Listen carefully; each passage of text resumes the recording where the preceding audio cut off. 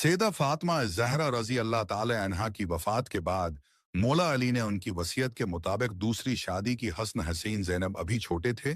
आपने सैयदना अकील को रिश्ता देखने के लिए कहा तो कलबसी बनो किलाब के कबीले का इंतखाब हुआ।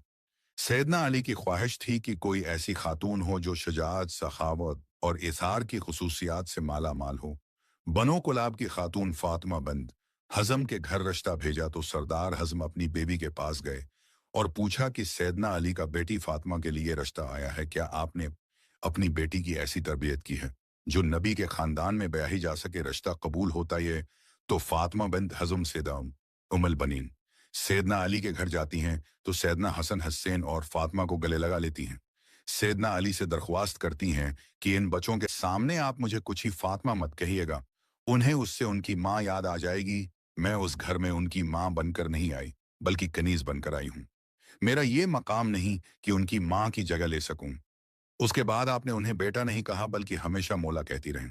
उनके 4 बेटे हुए इसलिए उन्हें उम्मुल बनीन भी कहते, मतलब बेटों की माँ।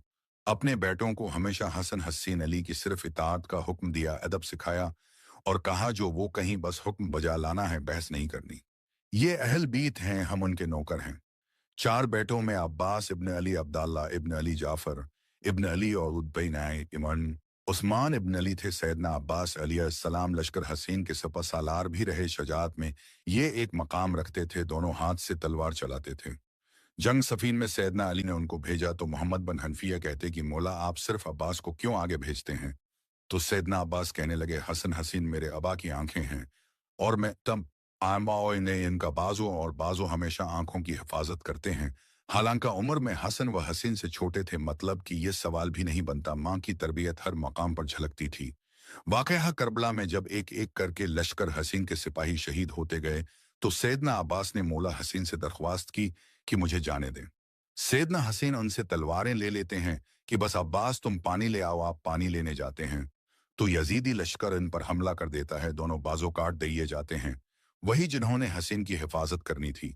घटने में तीर लगता है, हसीन आली मकाम की आंखें भर आती हैं। सैयदना अब्बास मौला हसीन से दरख्वास्त करते हैं कि मेरे घटने से तीर निकाल दें और कहते हैं कि मौला मेरी वालदा से कह दीजिएगा कि अब्बास के दोनों बाजू नहीं थे, आपको सिर्फ इसलिए तीर निकालने की जहमत दी। ये वो अदमी अदब था, वो इताअत थी जो सैयदा उम्मुल बनीन की तरबियत थी, जिन्होंने सारी जिंदगी नबी के उस घराने की कनीज बनकर गुजार दी। आपके 4 बेटे इस जंग में शहीद हो गए। अली के 5 बेटों ने उसमें जाम शहादत नूश किया, जिसमें 4 सैयदा उम्मुल बेन के फर्जंदान थे जो लश्कर हसीन का न सिर्फ हिस्सा बने बल्कि इमाम आली मकाम पर अपनी जान तक कुर्बान कर दी और सारी उम्र कभी जबान पर कोई सवाल न लाए। सैयदा उम्मुल बनीन को जब बेटों की शहादत की खबर मिली तो कहा, अब्बास शहीद हुआ, अरे तो जाफर शहीद हुआ, उस्मान शहीद हुआ, अब्दुल्ला भी शहीद हो गया। फरमाने लगी, सब छोड़े, मेरे मौला हसन का बताई तो बताया कि वो भी शहीद हो गए। तो कहने लगी, क्या मेरे बेटे बाद में शहीद हुए? मौला हसन से तो बताया कि नहीं, वो पहले शहीद हुए और मौला की हिफाजत के लिए खूब लड़े। तो शक्र अदा किया कि उन्होंने बेशक हक अदा कर दिया। पनी से ये वो माँ थी जो अहल बीत के मकाम को समझती थी, जिसने अपने सारे बेटों को सारी उम्र सिर्फ इताअत सिखाई, अदब सिखाया, खुद को इस घर की कनीज बनाया और हसन व हसीन को बेटा नहीं हमेशा मौला कहा। खुदा हम सबको अहल बीत का मकाम समझने और उस अदब व इताअत की हदायत फरमाए जो सैयदा उम्मुल बैनिन ने अपनी औलाद को सिखाया। मनून।